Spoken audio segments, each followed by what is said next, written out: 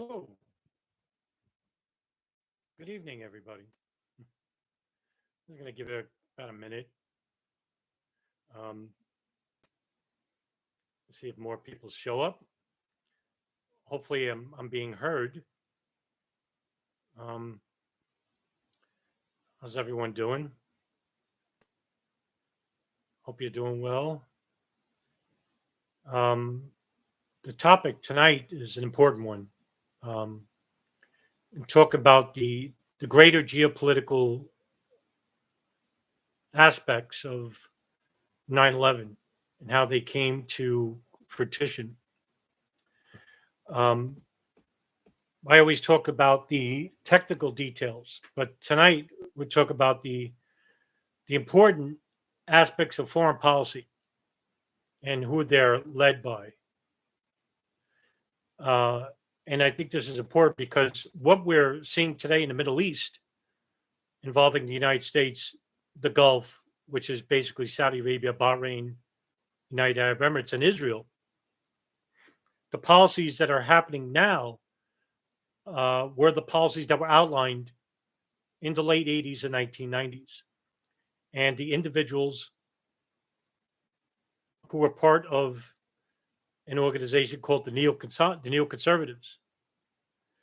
And I'm going to talk in depth about the agendas of these people, the documents and foreign policy outlines and guidelines, as well as the ideologies and the definitions thereof. So we'll start with the just hours after the September 11, 2001 attacks. There was a high level meeting of the principals involved with the State Department and the Pentagon. Secretary of Defense Donald Rumsfeld, Richard Myers, the Joint Chiefs of Staff, Secretary of State Colin Powell, and others, in which a high level meeting took place in the evening hours of September 11, 2001. And they were talking about how the nation should respond. In the days leading up to that meeting, when they find out that Al Qaeda was somehow involved with the terrorist attacks, a small faction, radical faction, whom are entitled neocons or neoconservatives, had begun discussing about attacks on Iraq before the evidence was even coming in. I'm not talking about weeks or months from now. It was just days, 2 or 3 days after the September 11th attacks. People like Richard Pearl, who would whisper in the ear of Director Tenet of the CIA to Richard Clarke of the National Counterterrorism Council in how can we tie the events to Iraq. The initial party led by President Bush, by the way, because these are the people who influenced President Bush. President Bush went to Director of the FBI, Robert Mueller, first, and told him to find a link between Al Qaeda and Saddam Hussein, who was the president of Iraq. They could not. And Mueller didn't want to be part of the task, what the neoconservatives wanted. So Bush went to Director Tenet instead. Meanwhile, other neocons like Paul Wolfowitz, the Undersecretary of Defense, Douglas Feith from the Office of Special Plans, Richard Pearl, William Crystal, Robert Kagan, and a couple of others. You may have heard these names.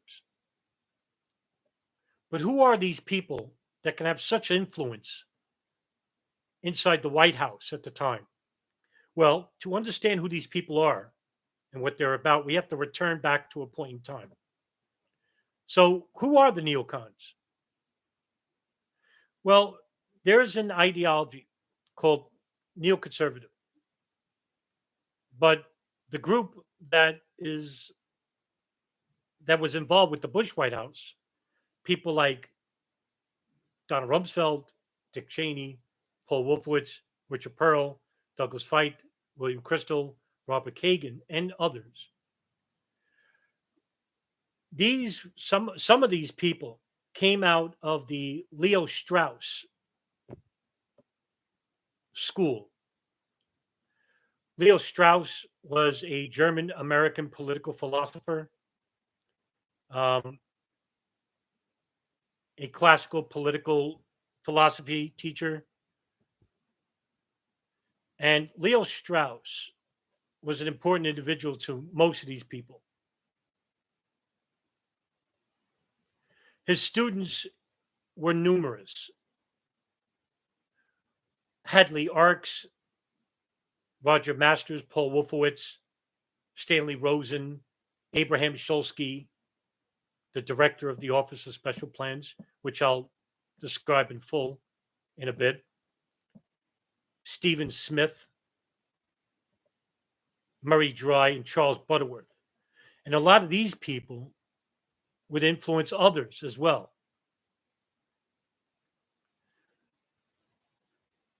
Leo Strauss once asserted that the crisis of the West consists in the West having become uncertain of its purpose.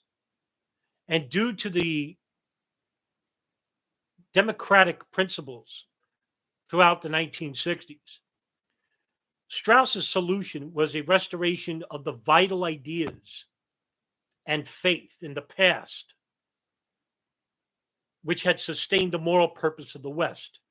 Now, this would cater to the Catholics, evangelical Christianity. And he argued that the founding fathers were correct in their understanding of the classics in the pursuit and principles of justice.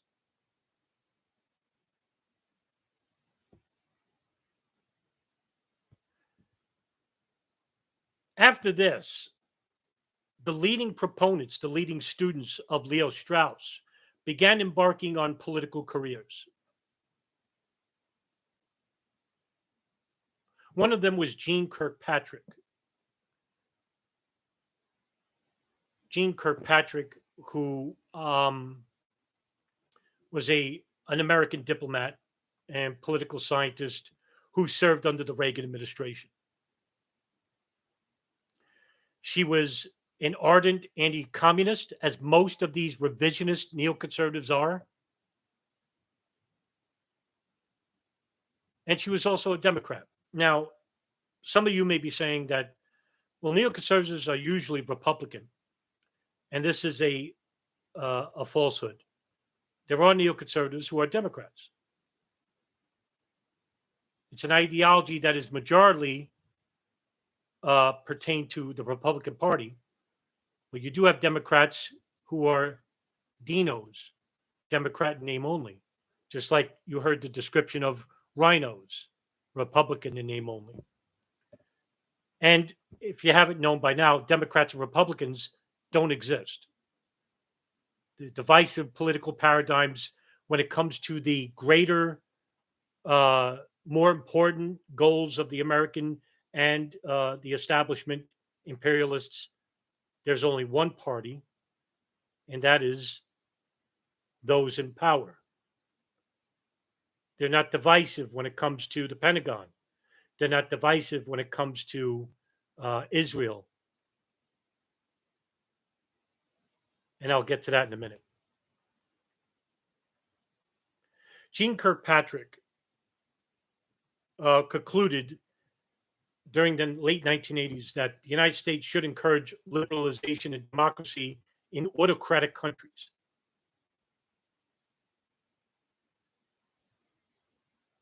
During the 1990s, she was an advisor, even under the the Bush president.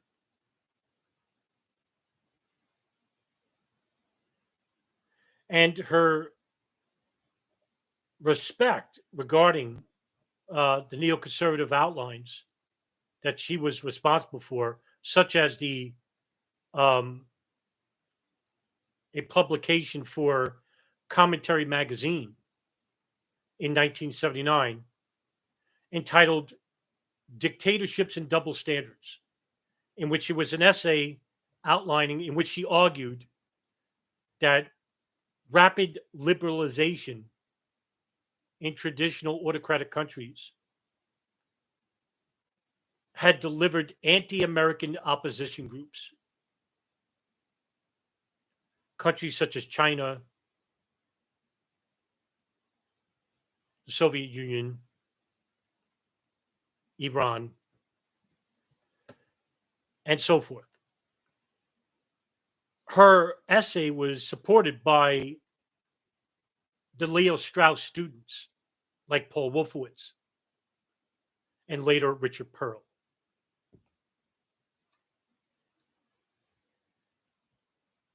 Through her and through her work, the revisionist neoconservatives began to become situated in the federal government under the Reagan administration.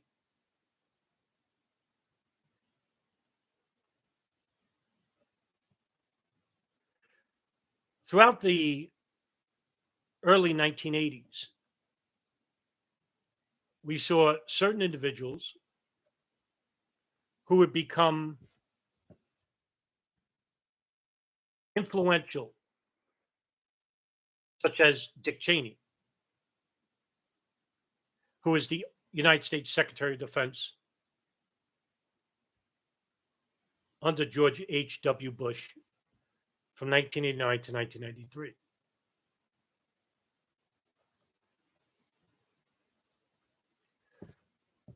We saw Donald Rumsfeld, who later became the White House Chief of Staff from 1974 to 1975, and later the Secretary of Defense. Paul Wolfowitz served as the Undersecretary of Defense for Policy from 1989 to 1993 under H.W. Bush Sr. And slowly, this faction would begin to gain power throughout the late 1980s, early 90s. What Dick Cheney wanted was a return to the Nixon era, in which hard right policies, ultra conservatism, and the need to spread Western democracy, or his version of it, influenced by Leo Strauss, to not just become the primary force of the world, but also be protective of another country that shares similar values to the United States on a political structure. And that is Israel. Israel is led by Zionism, or, to be technical, revisionist Zionism. What is revisionist Zionism? It was an ideology created by Ze'ev Jablonski, who was a Russian Jewish poet and author, who advocated for a revision of the Zionism that was created by Theodore Herzl, or practical Zionism. Revisionist Zionism focused on the setting of the land of Israel by independent individuals instead of government. They believed that Israel does not recognize the Palestinians and that the country is to expand beyond the borders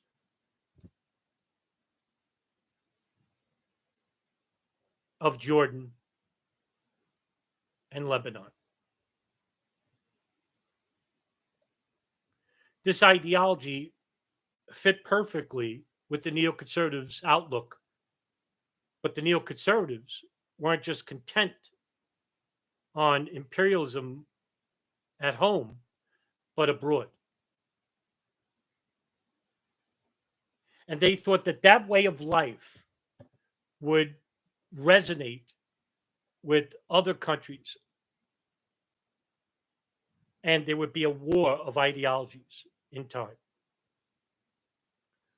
But they knew this going in, that there would be a conflict of civilizations. This should give you an idea of the type of psychology these people are afflicted with. You could say it's narcissism, sociopathy, psychopathy. It could be a combination of all three. But they don't see human life as me and you do. They see it as chess pieces. So throughout the senior Bush administration, many of these leading principals out of the Leo Strauss School became influential members of the federal government. Another individual, not inside the United States, but in Israel, who would share similar political ideology with the neoconservatives is Benjamin Netanyahu.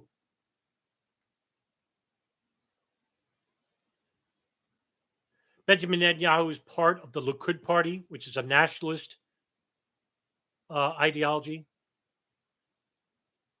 And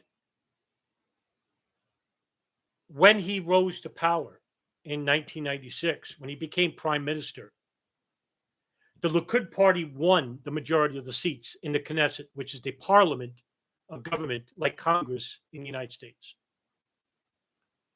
for the first time in many years. And Netanyahu brought a fresher perspective of what Israel should be.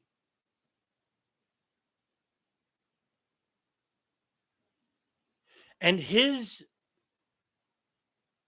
personal thoughts regarding what Israel should be and what the Palestinians shouldn't be directly comes from an article published by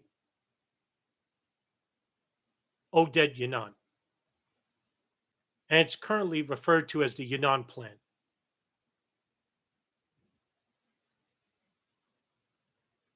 Oded Yanon was a former advisor to Ariel Sharon,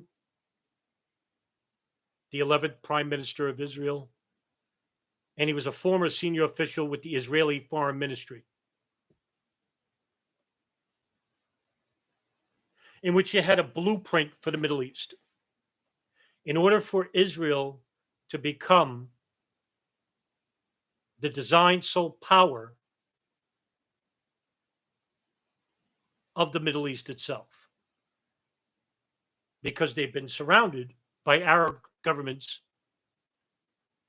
majority socialist Arab governments, that posed a direct threat, not just to Israel, according to them, but also to its interests, US's interests, as well as the Gulf, which comes later. Yanon thought that the 1978 Camp Accords were mistaken, and that one of Israel's aims, according to the plan, the Yanon plan, for the 1980s would be the dismemberment of Israel, in which he described in the Oded Yanon plan as a corpse. and he hoped to reestablish the status quo ante when Israel had controlled the Sinai Peninsula.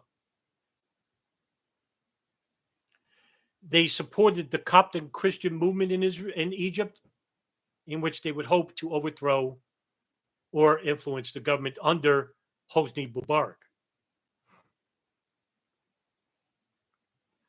They also had a blueprint for Jordan and the West Bank.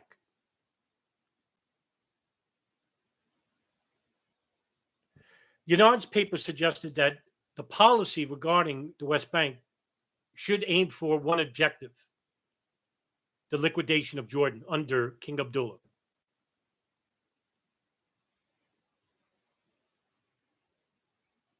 Because they feared the Palestinian migration to the West Bank, because they wished to expand their borders far outside of the West Bank, no less.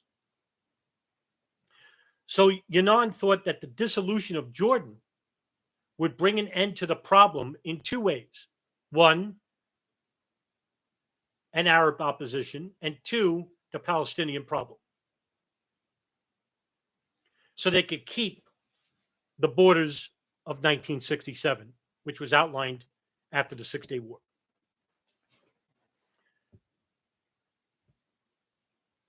And last but not least, Odin Yunan's plan concerned Iraq. And Yunan really considered Iraq, with its oil wealth, to be Israel's greatest threat.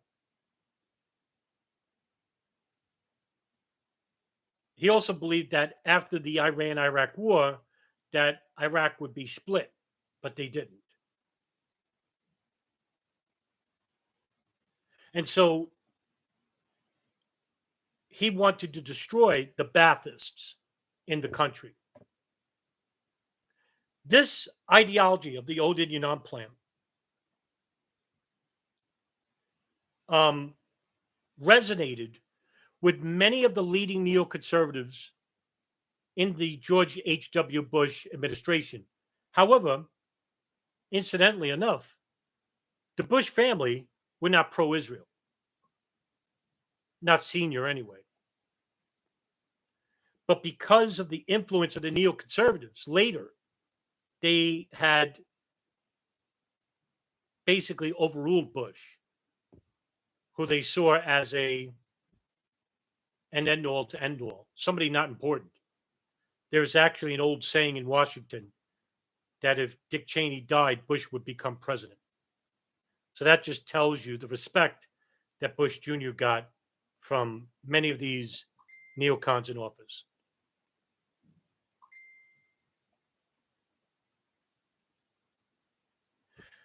Through the influence of Benjamin Netanyahu, who became close friends with the United States government at this time, because he saw the government of the United States as the big brother, if you will.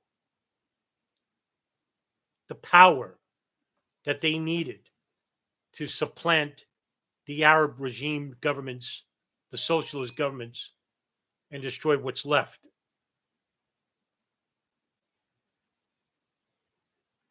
And thus, Netanyahu was a pragmatist. He was also quite a strategist as well,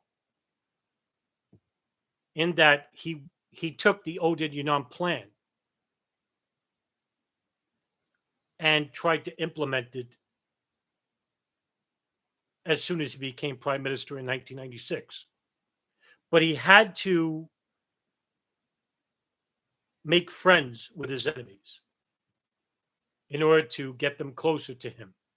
And one of them was Yasser Arafat, the leader of the Palestinian Liberation Organization. Netanyahu would make false declarations and false promises of stopping, say, illegal settler homes, the bulldozing of Palestinian land, farms, schoolhouses, and homes, the discussions and promises of returning the borders pre-Six-Day War, none of these promises would be met, and very few, uh, not much in the way of progress. In other words,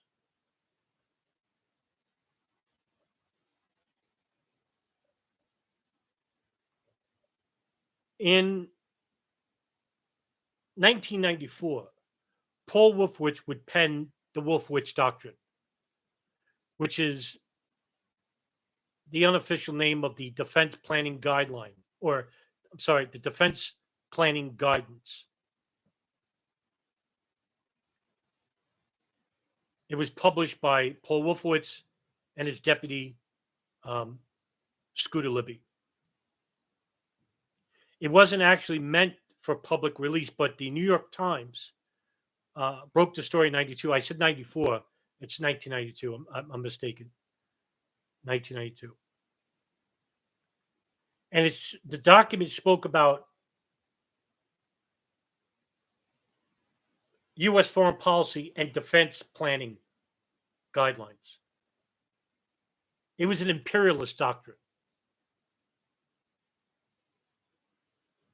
in which the document outlined a policy of unilateralism and preemptive military action to suppress preconceived potential threats from other nations and prevent dictatorships from rising to superpower. Now, if you think that sounds familiar, it's a little bit different than Zbigniew Brzezinski's grand chessboard. Brzezinski was not a neoconservative, and his outlines started about how the United States needed to control Eurasia. These neoconservatives didn't care much about Eurasia, for example, they wanted the world. And Brzezinski spoke critically of the neoconservatives throughout his career.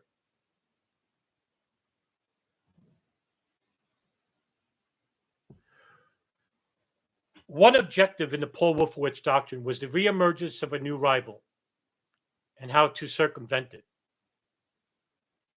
Now, they were talking about, and we're not talking about the Middle East, we're basically talking about like Russia, Soviet Union, China, that a dormant consideration underlying a new defense strategy would require an endeavor to prevent hostile powers from dominating a region whose resources would be sufficient to generating global power. This was similar to Brzezinski's grand chessboard. This is the only similarity, because Brzezinski actually outlined in the grand chessboard in the book that the Carter administration needed to intervene in Afghanistan because if the Soviet Union took over Afghanistan, if the communists and the communist bloc decided to expand beyond Afghanistan, they could easily supplant Pakistan and Iran. And the goal is to take control of the Caspian Sea, the largest untapped oil reserves in the world.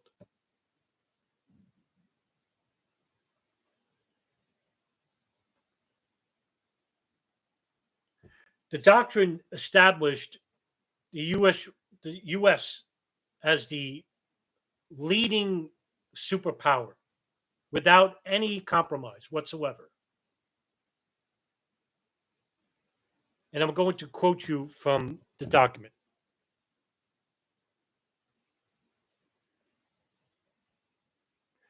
Quote, the United States must show the leadership necessary to establish and protect a new order that holds the promise of convincing potential competitors that they need not aspire to a greater role or pursue a more aggressive posture to protect their legitimate interests in non-defensive areas. We must account sufficiently for the interests of the advanced industrial nations to discourage them from challenging our leadership or seeking to overturn the established political and economic order. We must maintain the mechanism for deferring potential competitors from even aspiring to a larger regional or global role. The doctrine also spoke about preventive intervention.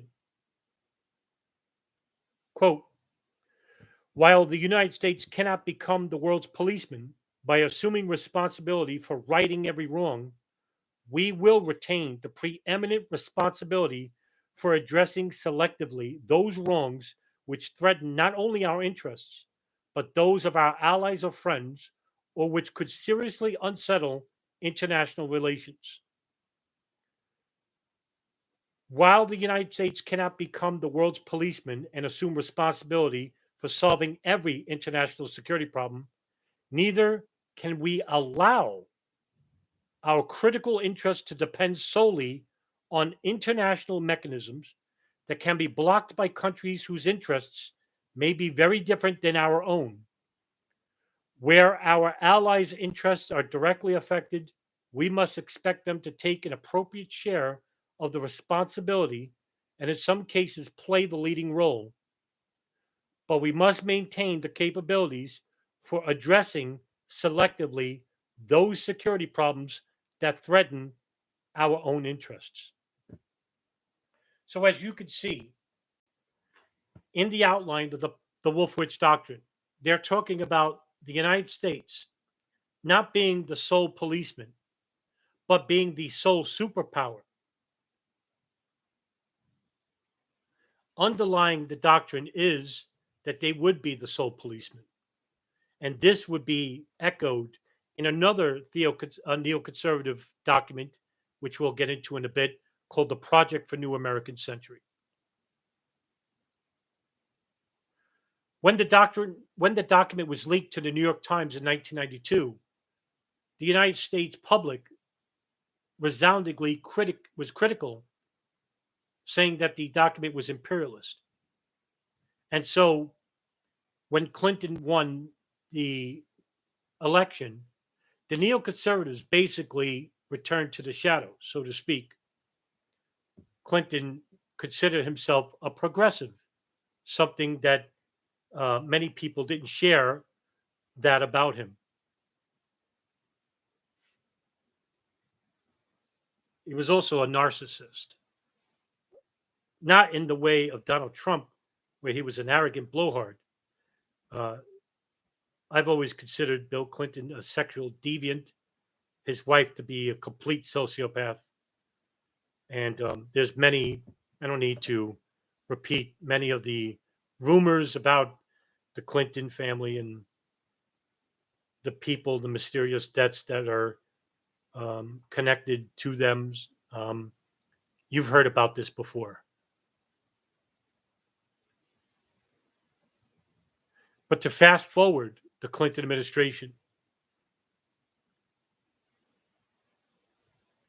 Netanyahu would lose the prime minister of Israel to Ehud Barak. The transition was already in the process, where Israel and the United States would now grow to be a stronger bond than at any period beforehand, even at the advent of Zionism, even with Zionism influencing American politics in the early 20th century. At no point in its history did revisionist conservatism and revisionist Zionism become more intertwined in American politics than at this point. And since the mid 90s, it has never been broken to the current day. And so the outlines of the Wolfowitz Doctrine, the Oded Yinon Plan, began to take a different shape, a much more nefarious shape.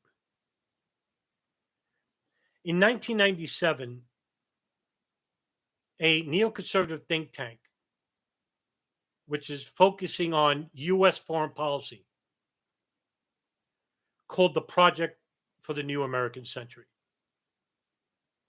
Many leading neocons and Zionists would be involved, not Israeli Zionists, but American Zionists. Most of these people have dual nationalism with Israel, between the United States and Israel, dual citizenship, what I'm meaning.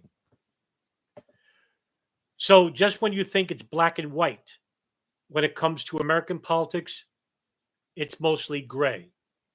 You don't know who to believe. You don't know if there's a right or left. But like I said before, I'm hoping to make it clear that there isn't. There's just a select,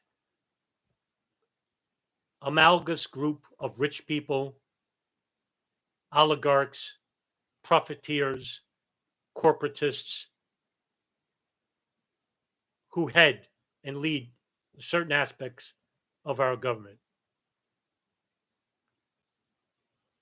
The group, the Project for the New American Century, was founded by William Crystal, a neoconservative writer for the political magazine, the Weekly Standard, and Robert Kagan, who's a neocon scholar and leading advocate for liberal interventionism. He's actually a critic of U.S. foreign policy.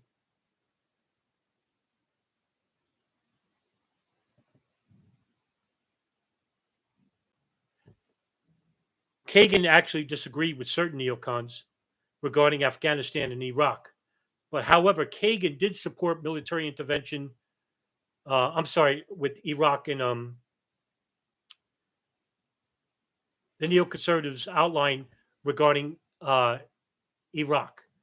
But Kagan actually supported military intervention in Afghanistan, Syria, and Libya.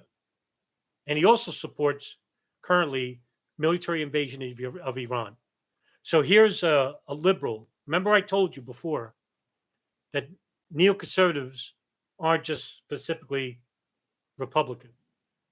Here's a liberal who believes in the neoconservative outlines regarding certain countries. Anyway, the stated goal of the Project for the New American Century is to promote American global leadership. Now, this is a lot different than the Eau de Dinant plan or the Wolfowitz Doctrine.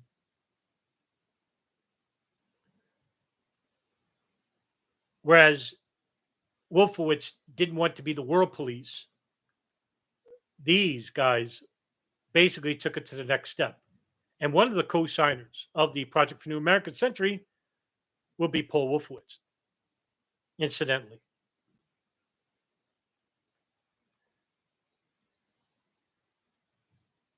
They believed, William Crystal and Robert Kagan actually believed that the Republican Party lacked a compelling vision of the future of American foreign policy. They were highly critical of Clinton's foreign policy record, which was actually pretty good. And during the summer of 1996, prior to the advent of the PNAC committee, Crystal and Kagan co-authored an article in Foreign Affairs, which is basically an American magazine published by the Council of Foreign Relations. And the name of the article is Toward a Neo-Reaganite Foreign Policy,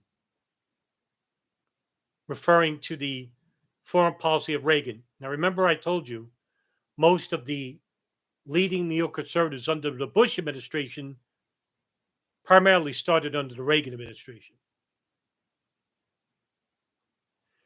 The article that they wrote, they argued that American conservatives were in a state of confusion regarding foreign policy in the Middle East, in Asia, and with the Soviet Union. And they advocated a more elevated version or vision of America's international role.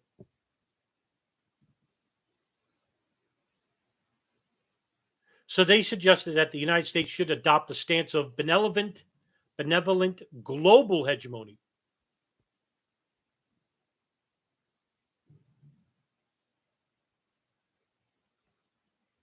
Now, the individuals who signed the PNAC document, in which 25 people signed the document, the individuals who signed this document were not employees or members of the group. They just supported the PNAC document. Many of these people who signed the document would later go on to have prominent roles in the Bush administration. And most of the foreign policy that we saw in the outlined in the late 80s, early 90s, such as Oded Yinon and Wolfowitz Doctrine, and later the Project for New American Century, would be echoed in the foreign policy that we see today. Similar, not directly, but similar. Many government employees would basically call you a conspiracy theorist for even asserting that this is the truth. That's not what Wesley Clark said, or Thomas Drake, former senior executive of the NSA, or Colin Powell, the former Secretary of State under Bush, or Lawrence Wilkerson, the former assistant to Secretary of State Powell. They have all come out and said that these early outlines, foreign policy documents, are playing out exactly to the T today.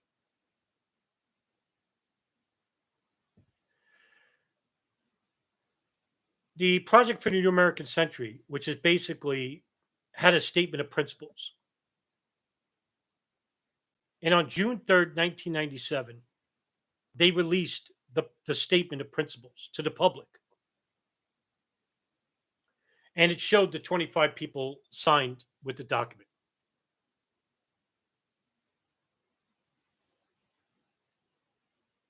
And so it said that the United States should strengthen ties with its democratic allies and challenge the regimes hostile to the interests of the United States and the values, and to preserve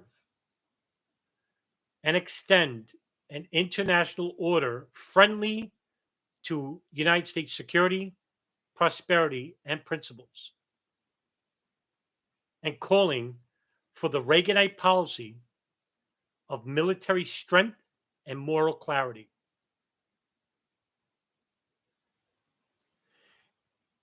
And that the principles were necessary if the United States is to build on the success of the past century and to ensure the security and greatness of the future. So here you have the statement of principles outlining that the United States needed to be the moral and military strength, the moral clarity, the moral good, whatever that is defined,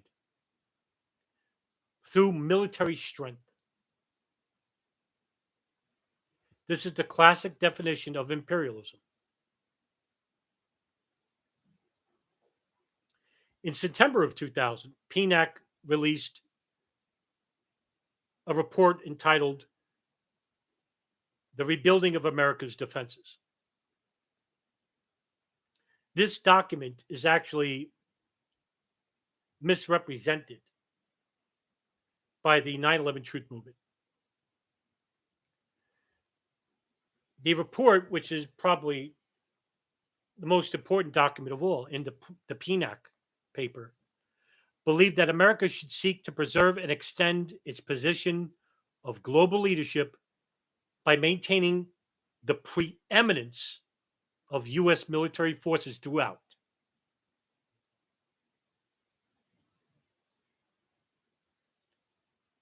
The report also stated that advanced forms of biological warfare that can target specific genotypes may transform biological warfare from the realm of terror to a politically useful tool.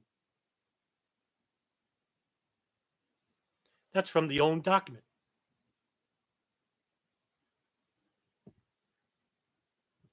It also called for regime change in Iraq. Same thing that was outlined in the Odin-Yunan Plan,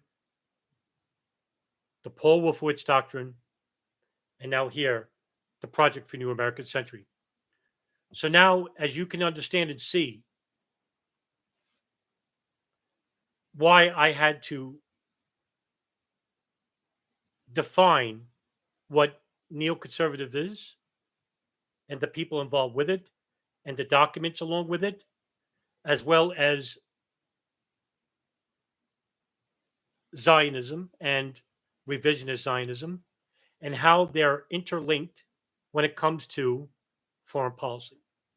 They share similar ideas and agendas. Now, they have a different goal. Israel has a different goal than the United States. The United States wants to be a superpower. Israel can't be a superpower. They don't have the capabilities of being one. But what they do have, what they do want, is to expand their borders outside at the current moment into the sea beyond Jordan.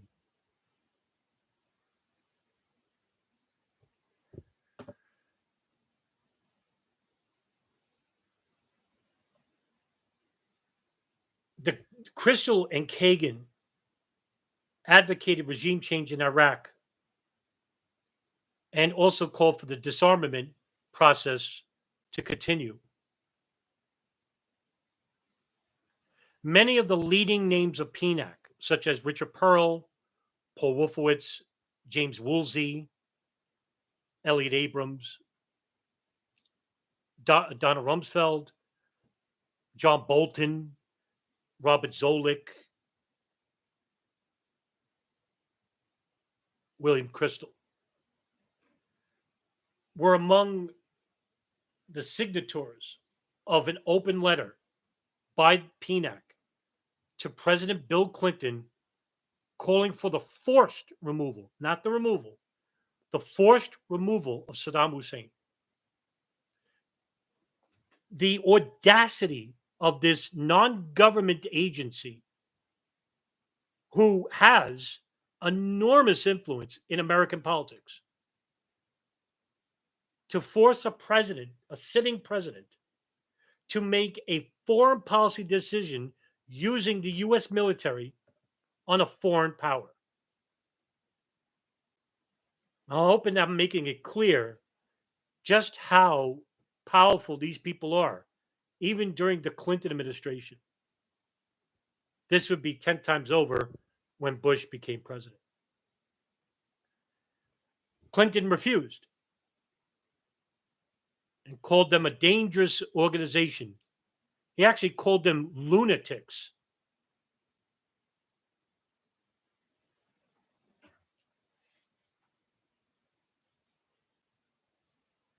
The neocons portrayed Saddam Hussein as a threat. This was echoed by Ehud Barak, Prime Minister of Israel. They wanted to regulate the oil market. Saudi Arabia wasn't enough. Iraq had a lot of oil. He would be considered a threat, as outlined in the Odin-Yunan Plan and the Wolfowitz Doctrine.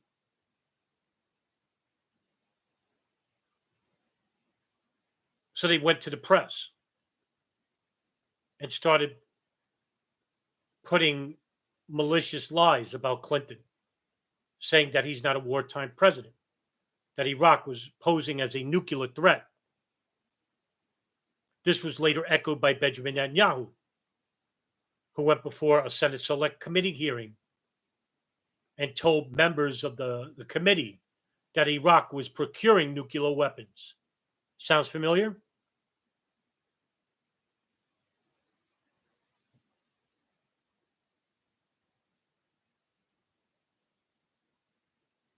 The Project for New American Century stated that American foreign policy cannot continue to be crippled by the misguided insistence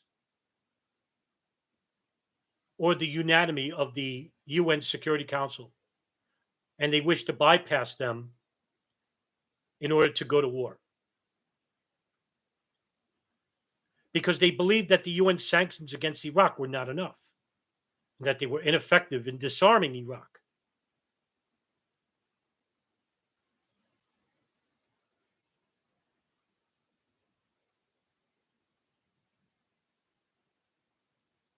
In February of 1998, another letter was sent to Clinton, a second one.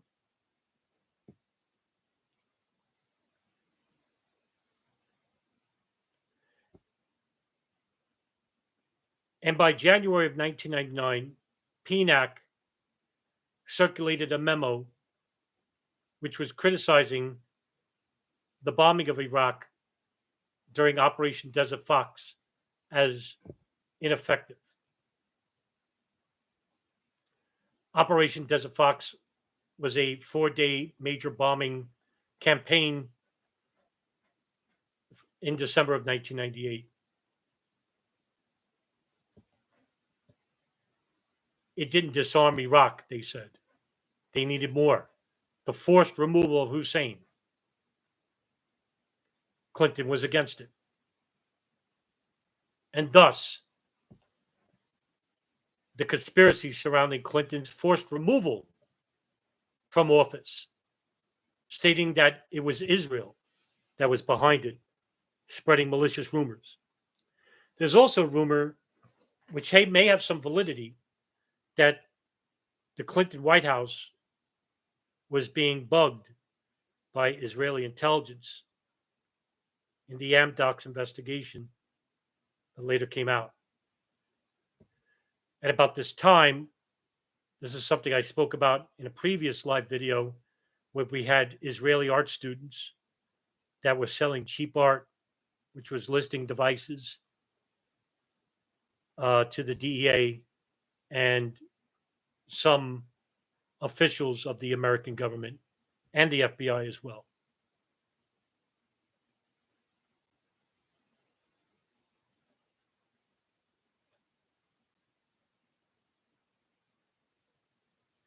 When George W. Bush became president of the United States,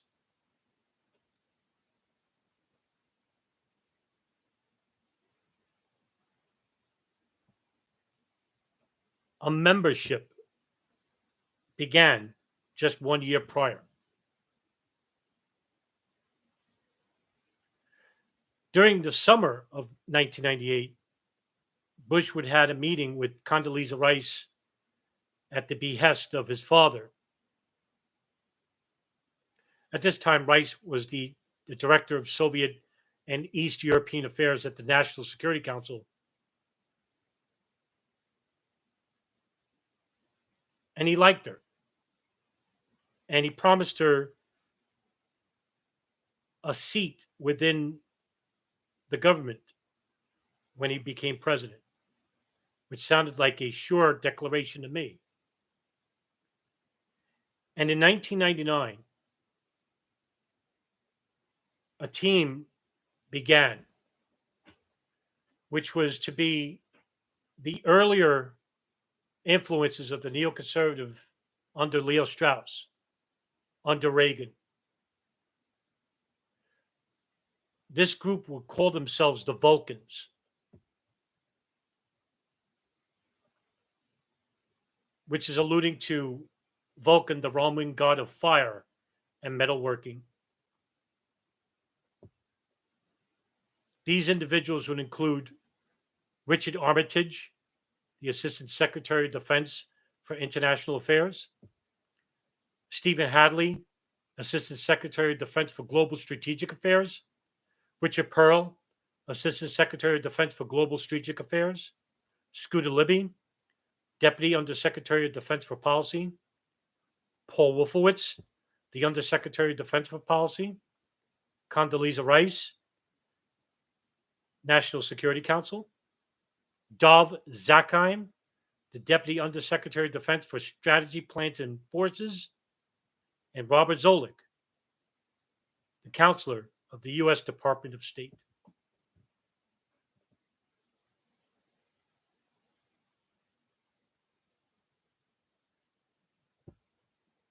When Bush was on the road during the presidential debates, he outlined his foreign policy plans in October of 2000, in which he said, quote, if we're an arrogant nation, they'll resent us. If we're a humble nation but strong, they'll welcome us. Our nation stands alone right now in the world in terms of power, and that's why we have to be humble and yet project strength in a way that promotes freedom. I'm not so sure the role of the United States is to go around the world and say this is the way it's got to be. We can help. And maybe it's just our difference in government, the way we view government. I want to empower the people. I want to help people help themselves and not have government tell people what to do. End quote. Many of the leading members of this group would go on to shape U.S. foreign policy forever, especially regarding the Middle East. And those foreign policy outlines, as outlined in the Wolfowitz Doctrine and the Project for New American Century, would later give way to a group of people called the Vulcans, neoconservatives, and dual nationalists between the United States and Israel. These people will go on to shape foreign policy forever.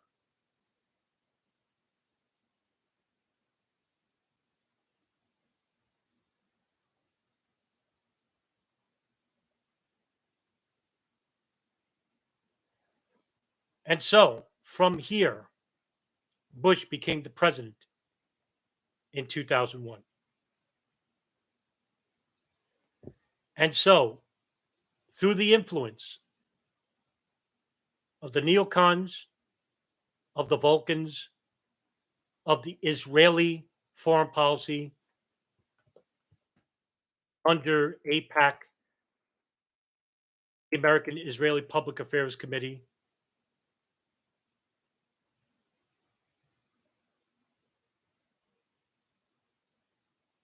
under Benjamin Netanyahu, who would later become the Prime Minister of Israel again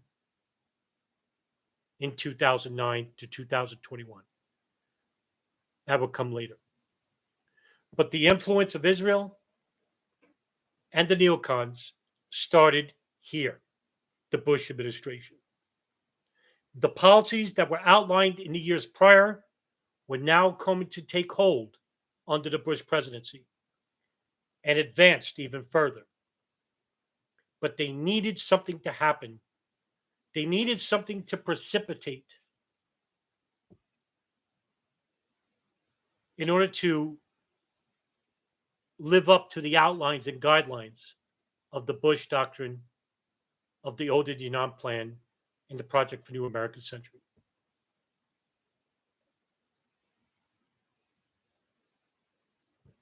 So Bush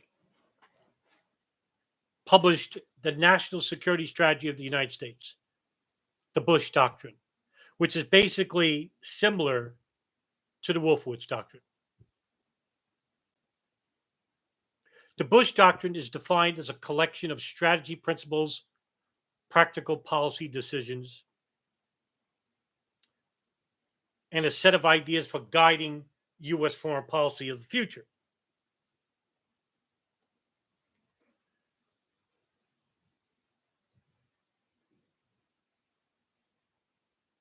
Bush had claimed that the United States was locked in a global war, a war on ideology, in which its enemies are bound together by that common ideology against and is against a direct threat of American democracy or their version of it. Their democracy is not similar to mine. I could tell you that.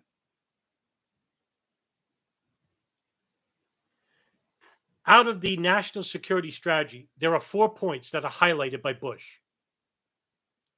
preemption, military primacy, new multilateralism, and the spread of democracy. Imperialism. This document emphasized preemption, stating America is now threatened less by conquering states than we are by failing ones. The United States is menaced by less by fleets and armies than by catastrophic technology or biological weapons in the hands of terrorists.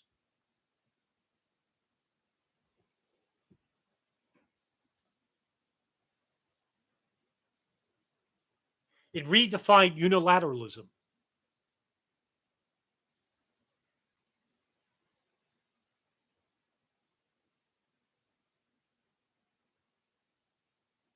And it redefined terrorism, which left open terrorism to be defined vaguely. That still happens today, by the way.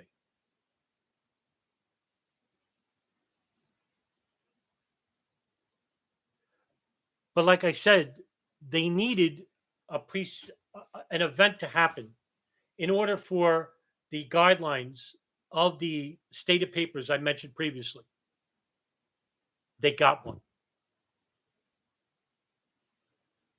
On September 11, 2001, 4 planes were hijacked and they deliberately crashed into the World Trade Center, Pentagon, and into a field in Somerset County, Shanksville, Pennsylvania.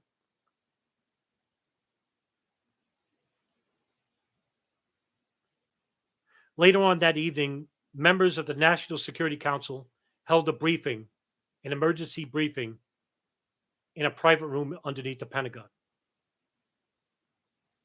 Donald Rumsfeld, Richard Myers, Stephen Cambone, members of the Joint Chiefs, were there discussing a proper response,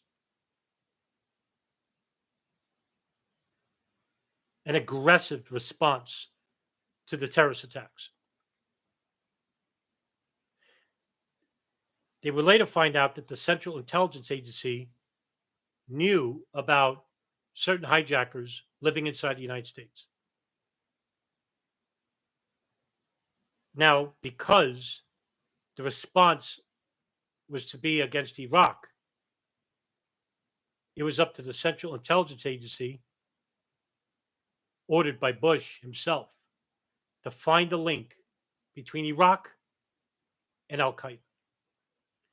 In the days after September 11, 2001, members of the Vulcans, neoconservatives, began whispering in the ears of Bush and Dick Cheney and George Tenet about the desperate need to make Iraq the guilty party for the events of September 11, 2001. And now you know why. For those who couldn't understand why we invaded Iraq, I'm hoping this live discussion now has made it clear as to why they were pushing for Iraq. It's because of previous foreign policy guidelines and documents that called for the forced removal of Saddam Hussein.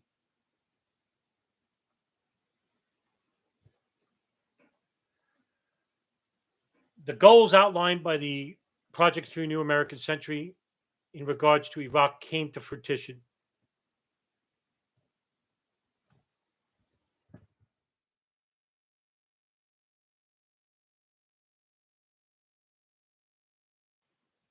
On March 20th, 2003, the U.S. invaded Iraq. And soon they took over the city, the capital, Baghdad.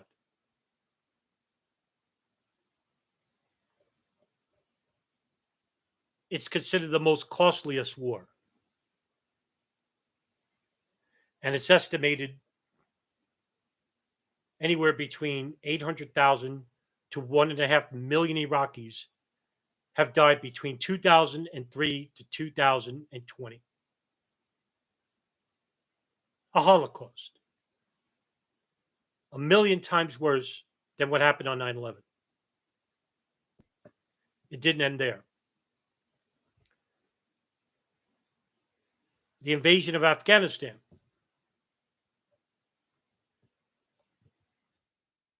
The longest war in American history. First country invaded October 7, 2001. This was not one of the countries the neocons wished to entertain. In fact, many leading proponents of the Vulcans were against it, saying that it would take away from the war that they wanted to happen. But the Pentagon approved of this, considering that it would be the right response. Bin Laden was here, the Taliban, the alleged orchestrators of September 11, 2001 terrorist attacks. But the neocons knew better. They didn't care about bin Laden, didn't care about Al Qaeda. We saw that with the Bush administration, where they didn't entertain any briefings between the counterterrorism czar Richard Clarke at his National Security Briefing Council meetings. Didn't want to hear from him. Didn't want to hear from the FBI giving warnings 2 years prior about a nation that may be coming under attack, or the cable reports that were coming in from the counterterrorism center of the CIA, coming from field agents who are warning about an attack inside the United States, or from global leaders giving vague reports to the United States in the summer of 2001, saying that Al Qaeda is going to attack. Neocons didn't care about bin Laden, didn't care about Al Qaeda. They cared about living up to the guidelines and outlines of foreign policy reports that I previously mentioned.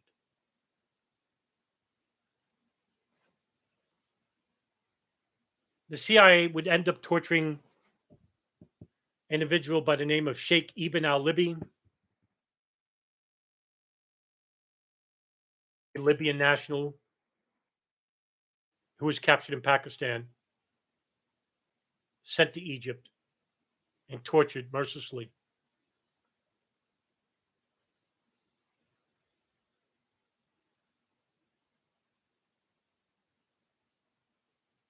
He was actually flown also to the USS Bataan, a warship in the North Arabian Sea, which was actually holding another American converted Taliban member, trying to remember his name, John Walker Lind. The CIA tortured him. And they tortured him.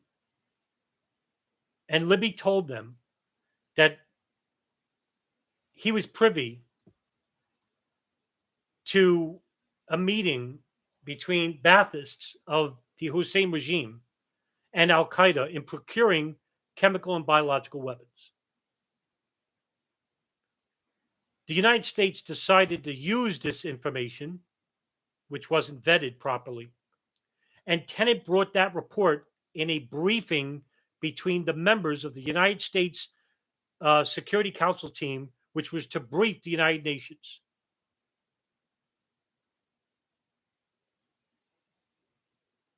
They asked Tenet, is this verifiable information? Tenet would end up taking a phone call, leave the table, and then come back and said, yes, use it. Years later, they would find out, after the U.S. invaded Iraq, that al-Libi made up the whole story. It never happened. When U.S. officials interviewed Sheikh Ibn al-Libi, why did you tell us that? He replied, I told them anything that they wanted to hear so they wouldn't hurt me anymore.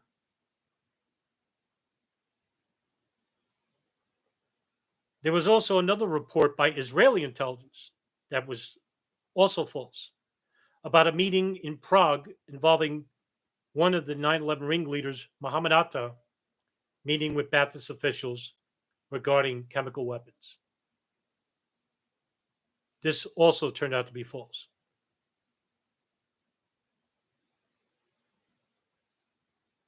Judith Miller, a neoconservative herself, who would end up writing a book about the dangers of Saddam Hussein in Iraq and the threats thereof, about procuring a nuclear weapon, and about being a international terrorist supporter.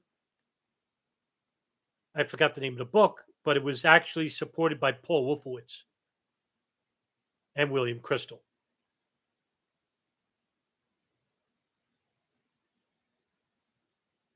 All of these lies come at the cost of human suffering, not just in Iraq, but in Afghanistan. But it doesn't end there, ladies and gentlemen. In September of 2002, another office was created inside the Pentagon. It's called the Office of Special Plans. Another neoconservative was involved with this. In fact, there was two, Paul Wolfowitz and Douglas Feith. This office, which was not an office that was allowed entry by anyone.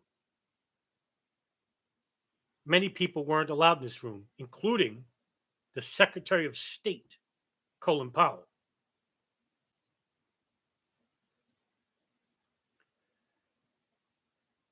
It was to supply the Bush administration with raw intelligence, unvetted, pertaining to Iraq.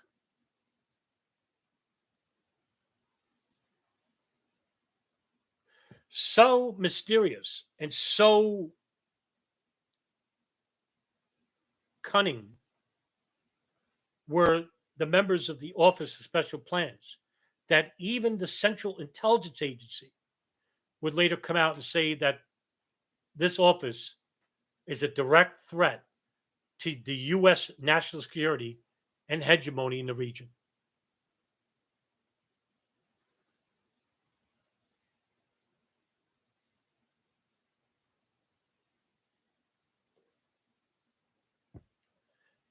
However, Douglas Feith actually would later say about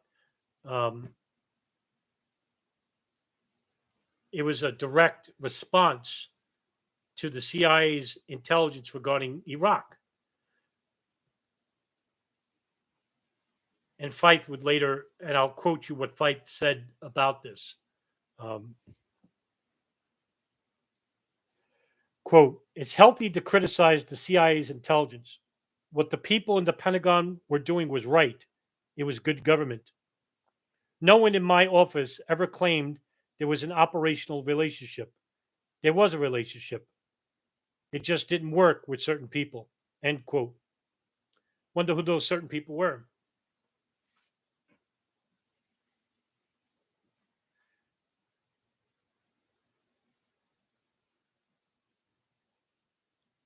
In 2007, in February of 2007, the Pentagon's Inspector General report concluded that the Office of Special Plans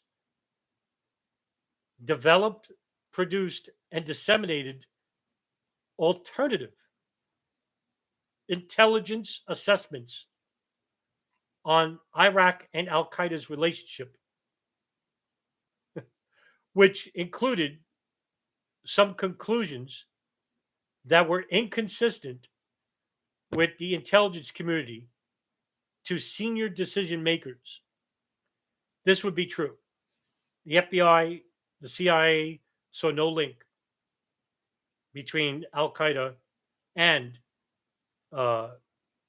Iraq, even though, like I said before, Tenet basically lied or had the unvetted information coming from Sheikh Ibn al-Libi to be used as evidence to go to war at the United Nations Security Council. So that just tells you right there that at the senior levels of government, there's a detachment between the senior levels of government and the foot soldiers of government, if you will. Foot soldiers may be conducting themselves correct or morally correct. Debatable. But the senior levels, the deceivers, the liars, the narcissists, the sociopaths, the psychopaths, the careerists, the oligarchs. These are the people who didn't get there by working their ass off. Most of these people were brown nosers. They knew the right people, and they knew how to manipulate.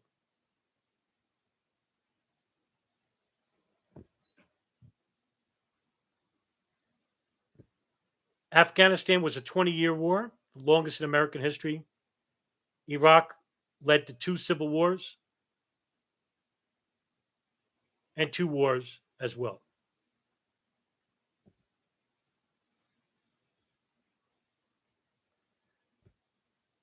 Later, under the Obama administration, the wars that were outlined in the previous reports and documents that were partially fulfilled by Bush, were continued under Obama.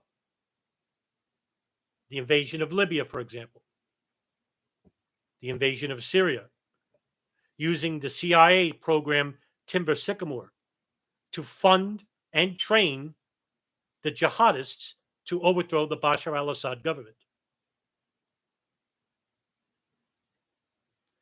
At the same time, we were conducting the war on terror.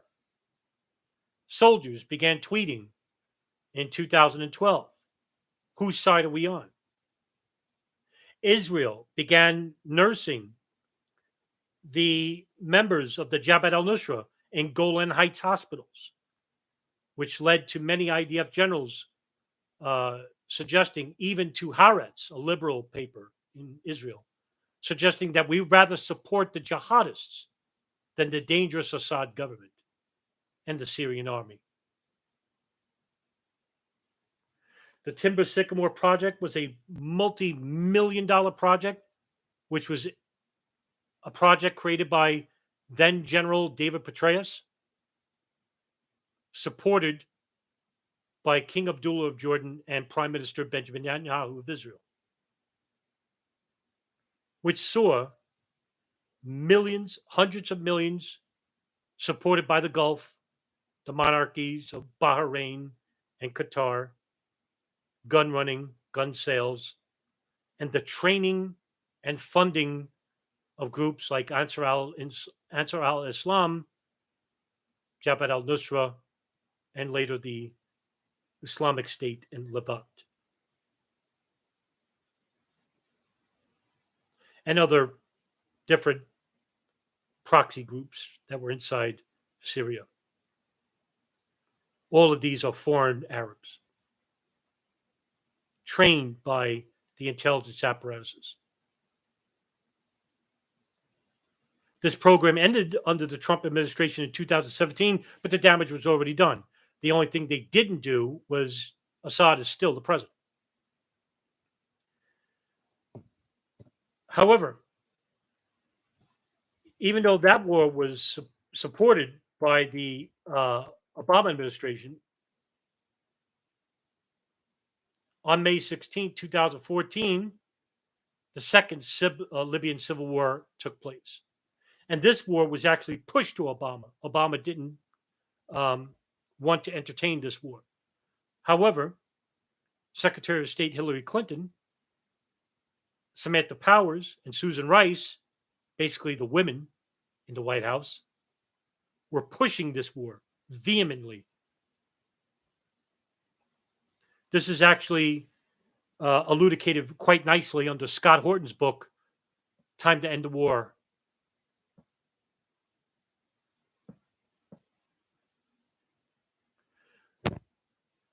In which they supported the General National Congress, which is based in Western Libya and backed by various Islamic militias from Qatar, Turkey, and Algeria. And they overthrew and even killed the president, Muammar Gaddafi, which led to a very disturbing reaction by Hillary Clinton, which was caught on camera. And to the people in this room, you probably have seen it. We came, we saw, he died. And then a cackling. Who reacts like that? Who responds gleefully at the untimely death of a foreign leader? These are the people that run our government. As of now, Libya is under still a civil war where Islamic militants that never existed before under the Gaddafi presidency are now roaming free, fighting for what little territory is left between themselves and the proposed government under the National Salvation Government, I think it's called.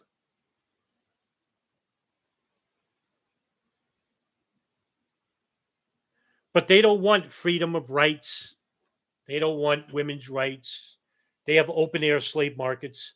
Syria itself is basically destroyed. It will take them decades to rebuild.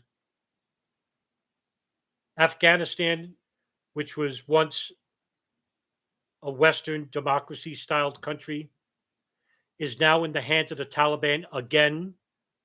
So 20 years of war with the country in which we couldn't even defeat a bunch of guerrilla backed Pakistanis. Iraq, which is still reeling in the effects and the after effects of the US invasion.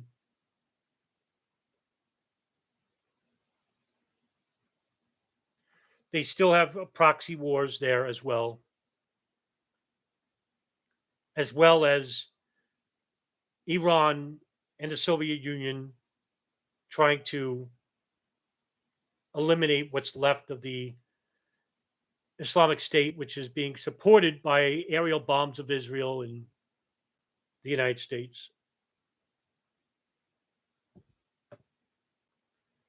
All of this, of what I've outlined today in this video, was outlined years and years ago under the Odin Plan, the Wolfowitz Doctrine, the Project for New American Century, the Bush Doctrine, and the Office of Special Plans. And that they used the events of September 11, 2001 as the pretext to live up to those doctrines and outlines, which are being fulfilled by psychopaths, sociopaths, profiteers, as well as their affiliates, such as the private military industrial complex, the Pentagon, foreign lobbyists, and the Gulf, and Israel.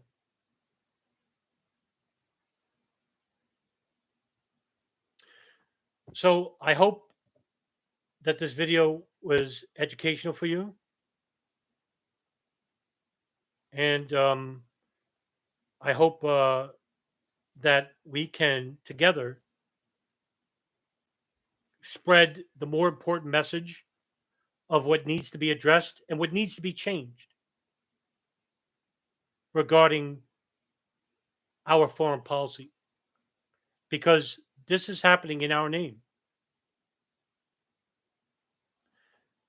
When they go to war, they say the United States. Well, I live in the United States and I'm anti war.